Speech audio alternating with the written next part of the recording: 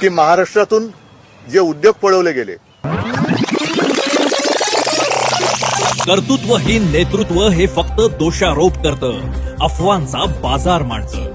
काय आहे हे सत्य?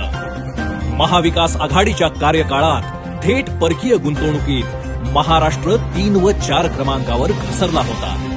मात्र महायुतीच्या काळात थेट परकीय गुंतवणुकीत महाराष्ट्र देशात क्रमांक 1 वर आहे. यावर्षी देशातील एकूण परकीय गुंतवणुकीपैकी 52% गुंतवणूक फक्त महाराष्ट्रात झाली. महायुतीच्या काळात विविध उद्योग आले आणि महाराष्ट्रात एकूण 7,60,500 कोटी रुपयांची गुंतवणूक झाली. यातून जवळपास 2 कोटी तरुणांना रोजगार प्राप्त होत आहेत. त्यामुळे अफवांना बळी पडू नका, या खोटारड्यांना घरी बसवा, महायुतीला विजयी करा.